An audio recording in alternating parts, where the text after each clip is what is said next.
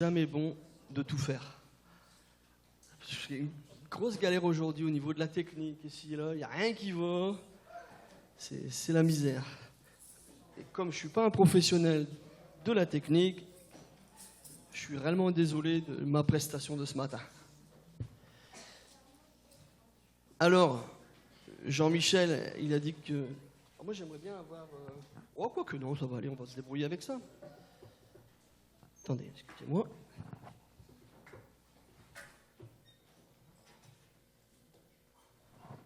Ça vaut mieux tout d'un coup. Oui, il a parlé d'un problème technique pour la semaine prochaine. En réalité, ce n'est pas un problème technique. C'est un problème d'amoureux.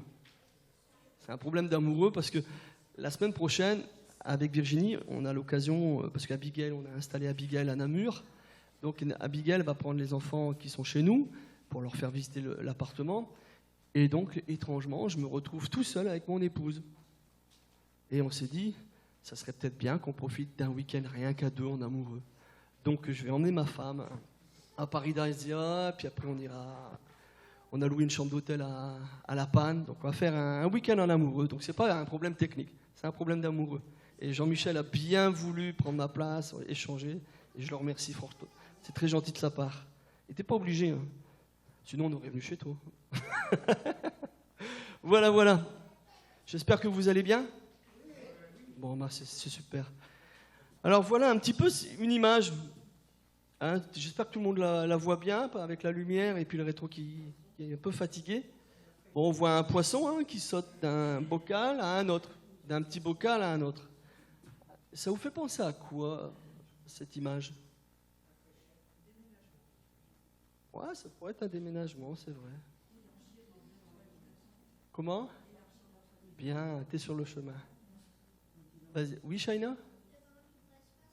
Un truc dans l'espace ? Non, c'est pas ça, mais c'est... Moi, ça me fait penser à la croissance. Qu'est-ce que c'est ? Oui, attends, je vois pas bien. Il y a un truc ? Il y a quelque chose qui vient d'apparaître. Oui, ça me fait penser à la croissance.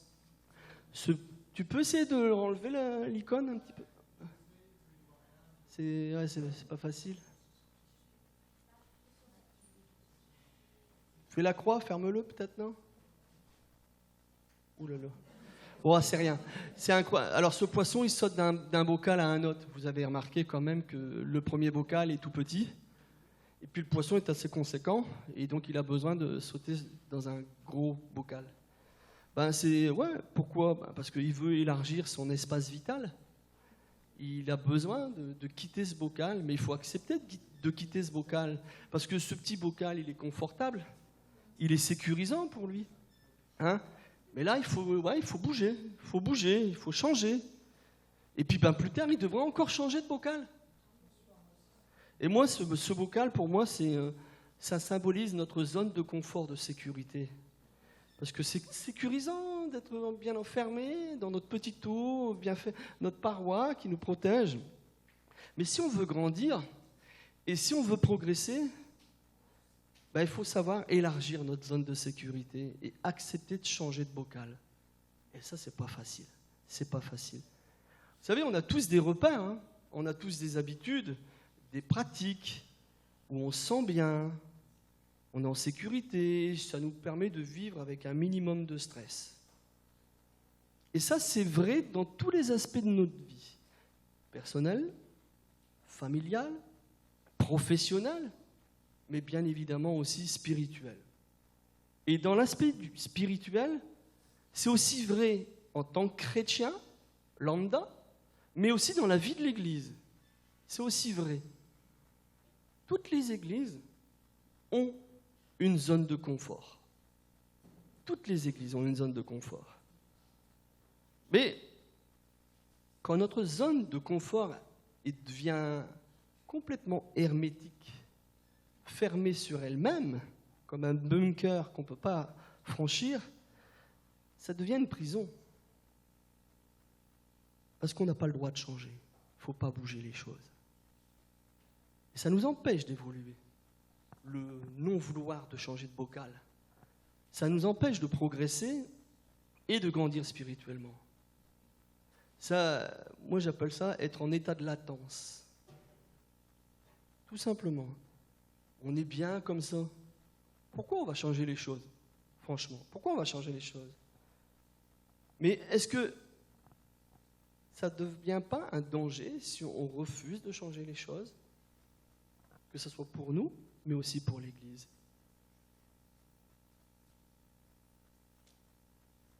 À quel moment nos habitudes en tant que chrétiens, en tant qu'Église, à quel moment ça devient un danger pour notre croissance spirituelle? À quel moment? Est-ce qu'on arrive à le déterminer?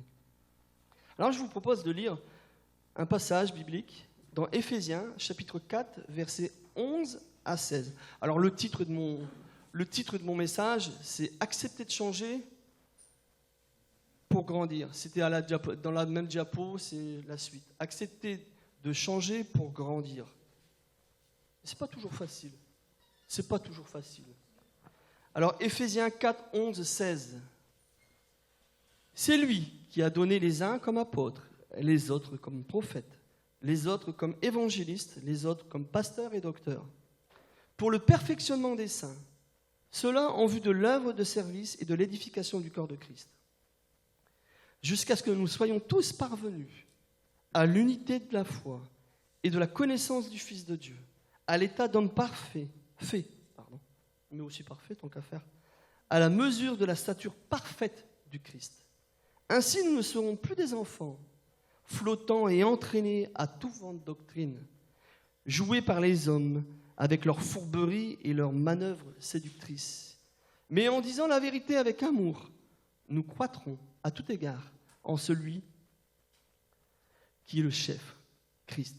De lui, le corps tout entier, bien ordonné et cohérent, grâce à toutes les jointures qui le soutiennent fortement, tire son accroissement dans la mesure qui convient à chaque partie et s'édifie lui-même dans l'amour. Comme je disais tout à l'heure, nous avons besoin de repères pour vivre une foi stable. On a besoin de repères, de certains rituels, certaines habitudes. Et moi, je dis que c'est positif, des habitudes, des bonnes habitudes. C'est bien d'avoir certains rituels, c'est bien. Des repères, c'est bien. Lire sa Bible au matin, prier le soir, avant de se coucher, pourquoi pas, avant de se lever, de sortir du lit, aller au culte le dimanche. Moi, j'appelle ça des bonnes habitudes. Et c'est très bon pour notre croissance spirituelle. Elles nous aident à avoir une certaine discipline, ces habitudes, à avoir une vie spirituelle. On a besoin, comme je l'ai dit, de repères stables dans notre vie chrétienne, avoir une piété stable, équilibrée. Et on s'en rend compte dans ce que dit Paul. On a besoin d'un objectif. C'est d'être des chrétiens adultes et non des enfants spirituels. Des chrétiens adultes, ballottés, et pas des enfants qui sont ballottés à tout vent de doctrine, poussés dans un sens, puis tirés de l'autre, en fonction du prédicateur qui va prêcher, qu'il a du talent ou pas, ou de nos visites sur YouTube, d'aller voir telle et telle prédication, de ce pseudo-pasteur qui m'énerve. Parce que la dernière fois, j'ai vu sur Internet pasteur en ligne. Pasteur en ligne, qui vous connaissent simplement que par les posts qu'ils balancent sur leur site. Comment tu peux être pasteur sans connaître tes frères et tes sœurs? Moi, il me semble que pasteur, c'est s'occuper des brebis. En ligne, je veux bien recevoir ton message, mon frère, il n'y a pas de souci. Je veux bien être édifié. Mais tu ne peux pas t'occuper de moi, tu ne me connais pas. Tu ne sais même pas qui je suis. Est-ce que tu connais mes désarrois? Est-ce que tu connais mes pleurs, mes attentes? Comment tu peux t'appeler pasteur en ligne? Moi, ça m'a fait rigoler la fois dernière que j'ai vu ça. Même pareil, de nos visites à travers des sites, dans des grandes églises. Alors ça y est, parce qu'il y a cette telle et telle église a du succès, elle a grandi, automatiquement, ben voilà, c'est celle-là que je vais suivre. Moi, je vais suivre Christ en premier. Je veux suivre Christ en premier. Maintenant que mes frères, mes sœurs, dans telle et telle église ont un gros succès, qu'il y a de la grosse évangélisation, que leur église grandisse, amen, bénis-les à fond, Seigneur. Bénis-les, bénis-les, bénis-les. Mais ce n'est pas eux que j'irai suivre. Il faut faire attention à ça, vous savez, on pourrait dire, c'est pas de l'adoration, mais d'amener trop d'importance à tel et tel prédicateur, telle et telle église. Il faut faire attention. Vous savez, moi j'ai fait mes études bibliques à Mulhouse, à la Porte Ouverte. C'est franchement une super église, une organisation de fou, des pasteurs, mais moi je les regarde eux comme ça, tellement ils sont puissants, ils ont vraiment quelque chose de fort dans leur vie, un grand ministère. Mais c'est Christ que j'adore. Moi, Jean-Marie Ribé, quelqu'un pour moi qui est dans mon cœur, parce que c'est lui qui nous a apporté énormément, mais ça reste Jean-Marie Ribé, avec sa connaissance biblique. Il ne remplacera jamais Jésus-Christ. La référence unique, c'est Jésus. Avoir un cadre qui nous accompagne dans notre croissance spirituelle, ça c'est l'Église. C'est l'Église qui vous l'apporte. Le corps, les membres et toutes les articulations. Alors il ne s'agit pas de toujours remettre en question notre foi, mais c'est important de remettre notre foi en question, notre croissance en question. C'est important, toujours de se juger soi-même et d'aller chercher au-delà. Et pas de commencer à changer de conviction théologique, spirituelle par rapport à tel et tel prédicateur. Tiens, lui il a dit ça, donc amen, je crois à tout. Non, arrêtez, il faut arrêter. On reste des hommes. Moi aussi, je peux me tromper. On peut tous se tromper. Il faut faire attention. C'est important de réfléchir sa foi. C'est important de se forger ses convictions. D'avoir une certaine discipline, de s'attacher à son Église, à ses frères, à ses sœurs, à son engagement de foi qu'on a envers Dieu. C'est important. Tous ces éléments et quand tous ces éléments se mettent en place, quand on s'est engagé dans l'Église, quand on a nos petites habitudes, de venir le dimanche matin, de lire sa Bible le matin ou le soir, de prier, c'est super bon.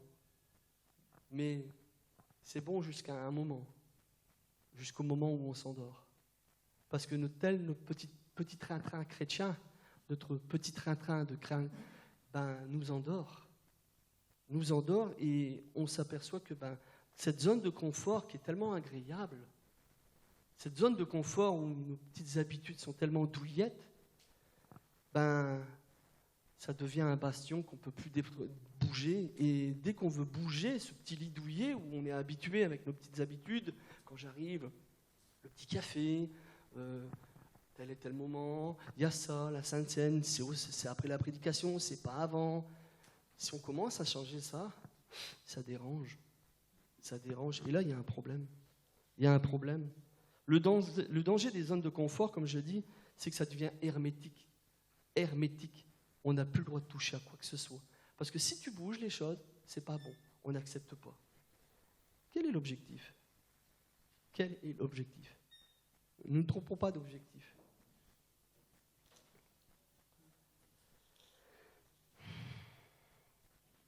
Il ne faut pas que notre routine, vous savez, notre façon de faire, il ne faut pas qu'on devienne des chrétiens du dimanche.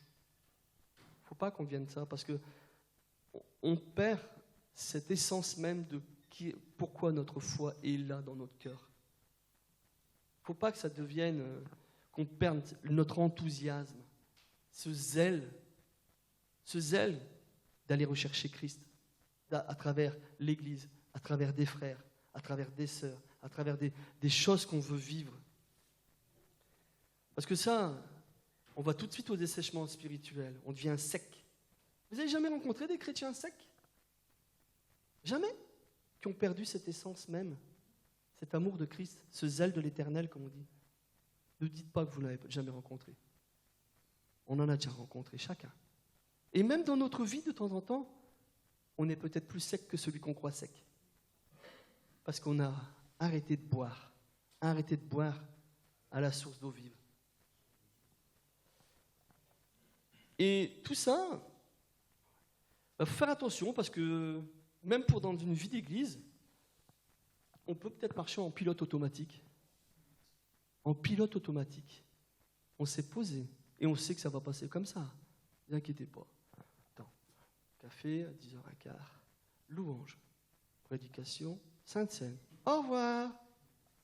Pilote automatique de la vie chrétienne. Que ça soit dans la vie de chaque frère et sœur, dans ma vie, mais aussi dans la vie d'église. Il faut débrancher le pilote automatique. La vie d'une église est importante, c'est une zone de confort, C'est quand même une zone où on cherche quand même du ressourcement, de la reconstruction. Faire attention. Est-ce que cette zone de ressourcement est tellement... la routine est aussi bienfaisante qu'on le croit? Est-ce que notre petit train-train est aussi bon pour notre santé spirituelle qu'on le croit? Il y a des églises, beaucoup d'églises, qui fonctionnent en pilote automatique. Moi, j'ai eu l'occasion d'en visiter pas mal quand j'étais en grand déplacement. Ouais. C'était comme ça. Et si tu avais le malheur de bouger quoi que ce soit, ça passait pas. Tu avais tout de suite 4-5 personnes qui venaient enquiquiner le pasteur. Pourquoi tu fais ça comme ça? On n'a pas été habitué à faire ça. C'est pas normal. Ouais, mais c'est quoi ce truc-là? Jean-Michel, t'as jamais eu ça? Hein? Tiens, pourquoi? Désolé, hein, mais c'est mon humour, hein, mon côté taquin. Tiens, pourquoi la table, elle est là-bas à gauche? Pourquoi elle n'est pas au centre? Bah alors, on l'a toujours mis au centre. Faut qu'elle soit là-bas. T'en as payé les cas? Non? Franchement, qu'elle soit au milieu ou sur le côté, est-ce que ça change quelque chose? Ah, les changements. Pourquoi? Ben voilà, le pilote automatique, on est habitué. On veut garder telle et telle réunion, parce que c'est comme ça. On veut bien la changer, la façon de faire, mais pas trop. Hein. Pas trop, s'il te plaît. On a toujours fait comme ça. Ah, on craint le changement. On veut bien accueillir tout le monde. Hein. L'église, on veut bien accueillir tout le monde. Mais en espérant que tous ceux qui vont rentrer dans l'église ne soient pas trop différents de nous. Hein. S'il te plaît. Hein. S'il te plaît.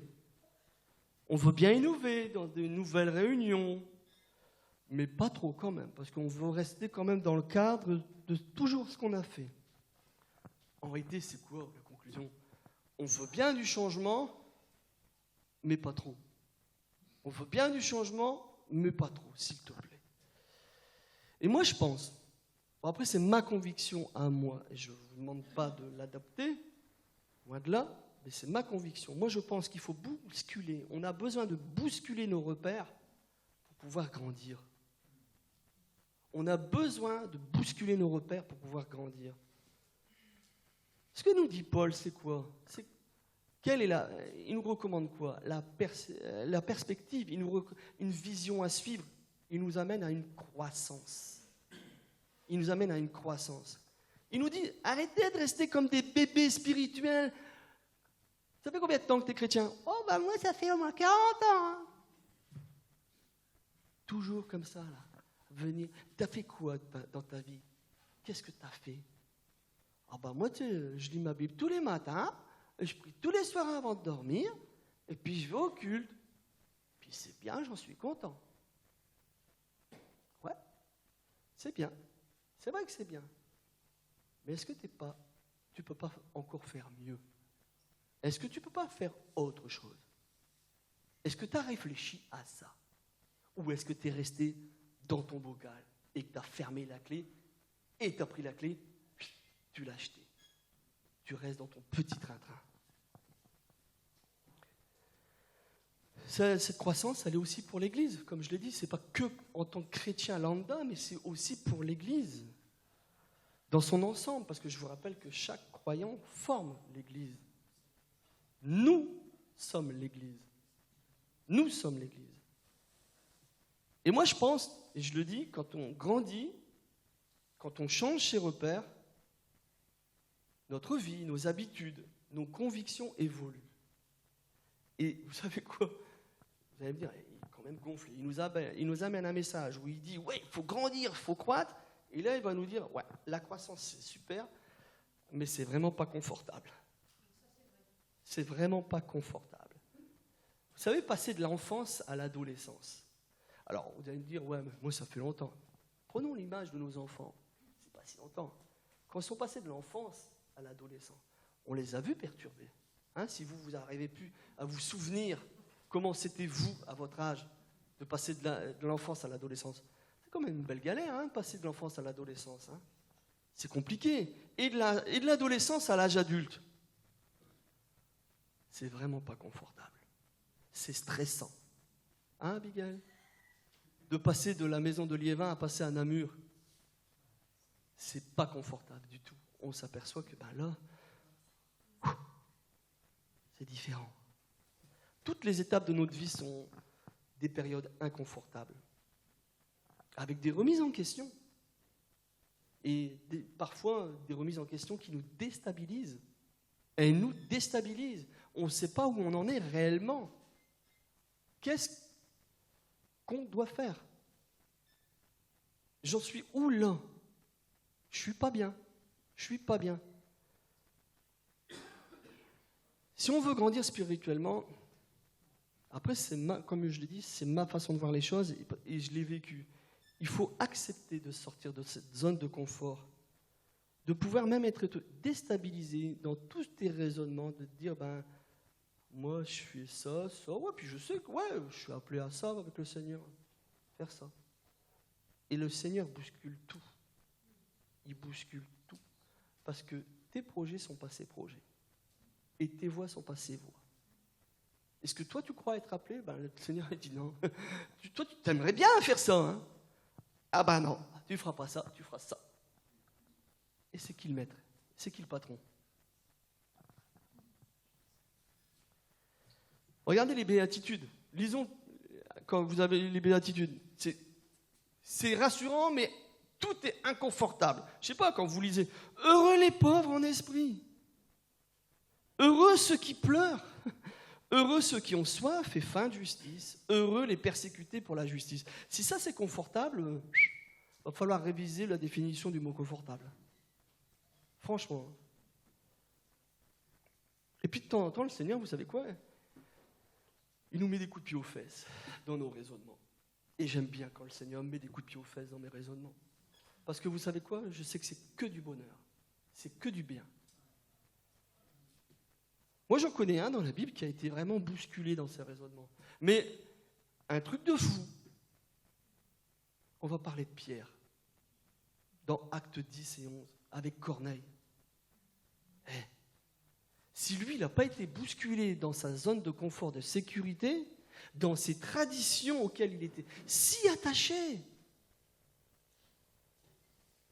on pourrait dire que les traditions, ça c'était avant, c'était bien. On a toujours fait comme ça. Pourquoi changer? Mais c'est vrai, Seigneur, pourquoi changer? En plus, ça vient de loin, c'est quand même, ça fait partie de la loi de Moïse. C'est rassurant, ça vient directement de Moïse. On ne peut pas se mélanger avec les païens. On doit préserver notre pureté.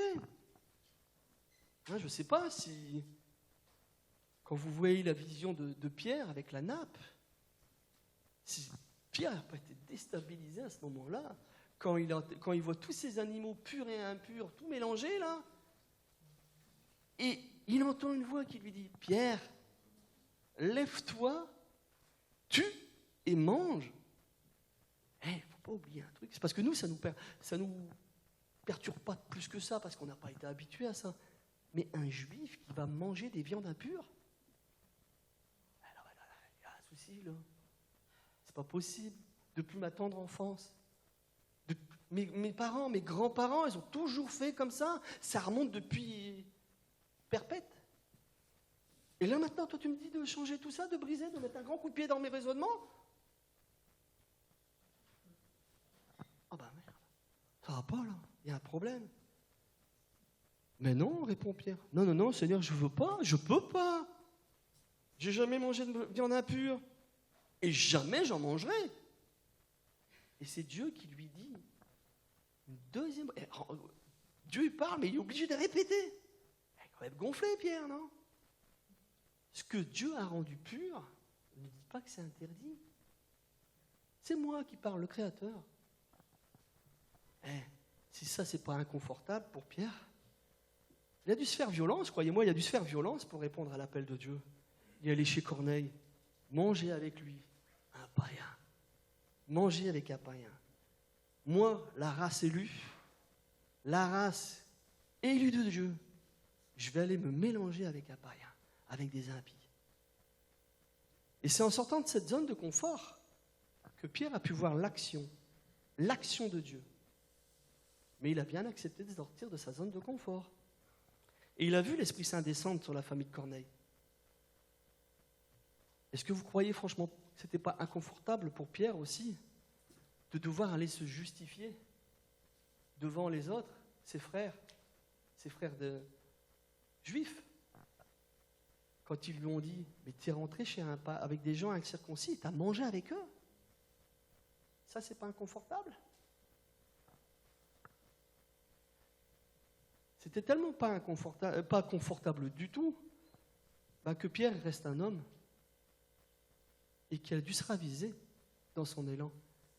Car si vous lisez dans Galates comment Paul a repris Pierre, parce qu'à un moment, Pierre mange avec des païens, mais parce qu'il y a des circoncis qui arrivent, il se retire de eux. Il ne faut surtout pas que je me fasse allumer par mes frères de sang. Galates 2,12. En effet, avant la venue de quelques personnes de chez Jacques, il mangeait avec les païens. Mais après leur venue, il s'esquiva et se tint à l'écart par crainte des circoncis. C'est difficile de sortir de nos zones de confort, de nos habitudes et de nos rituels. C'est compliqué de ne pas rentrer dans, comment on peut dire, la tenue vestimentaire du bon chrétien. C'est difficile. Mais vous savez, on n'est pas obligé d'être comme Pierre, d'attendre que Dieu nous parle du ciel pour bousculer nos repères. On n'a pas besoin que Dieu fasse ça. On peut le faire nous-mêmes. On peut cultiver un esprit d'ouverture envers les autres et de curiosité, de ne pas avoir peur de la différence. Se laisser surprendre par l'autre et par le Seigneur, bien évidemment. Je pense qu'il faut vraiment qu'on demande à Dieu de l'humilité, de la lucidité, de la sagesse, du courage, et d'avoir un regard de vérité sur nous-mêmes. Un regard de vérité sur nous-mêmes, sur nos remises en question. J'en suis où dans mon bocal? Où j'en suis? Vous savez, c'est légitime d'avoir une vie de confort dans l'Église. On recherche tous ça. Mais que cette zone de confort ne devienne pas à nous enfermer. Surtout pas. Il ne faut surtout pas qu'on s'enferme là-dedans. Recherchons des repères stables, une foi stable. Mais attention à ne pas nous enfermer dans nos habitudes. Parce que le confort, c'est bien, c'est agréable. Mais poursuivons l'objectif. Poursuivons notre objectif en tant que chrétien. Paul le souligne. La croissance. La croissance pour moi, mais aussi pour l'Église. Je veux croître en toi, Seigneur. Je veux grandir en toi. Et je suis prêt à accepter que tu me bouscules. Enlève toutes mes conceptions, tout mon rationalisme. Enlève tout ça, chasse-le. De façon à ce que j'ai des yeux pour voir ce que toi tu veux me faire voir. Des oreilles pour entendre ce que toi tu voudrais me faire entendre. Parce que combien de fois je mets mes doigts dans mes oreilles pour ne pas entendre réellement ce que je devrais entendre. Alors la croissance, ça implique des changements, c'est obligé. Des évolutions. Peut-être qu'on sera déstabilisé, pourquoi pas. Mais si on aime le Seigneur et on veut avancer avec lui, on va accepter. Alors, j'ai envie de conclure, ça nous permettra de prendre un peu de temps encore, ensemble, entre frères et sœurs. À quoi nous sommes réellement appelés? Et est-ce que vous avez vraiment envie de changer de bocal? Est-ce que vous avez envie d'élargir votre zone de confort? Est-ce que vous êtes prêt à ça? Ça, c'est une question que vous ne me répondez pas, gardez ça dans votre cœur. Est-ce que vous êtes prêt à vouloir changer vos habitudes pour pouvoir évoluer et grandir?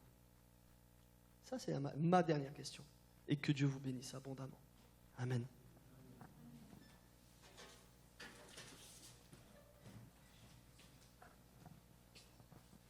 Seigneur, je te rends grâce et je te bénis pour ce message que nous avons reçu.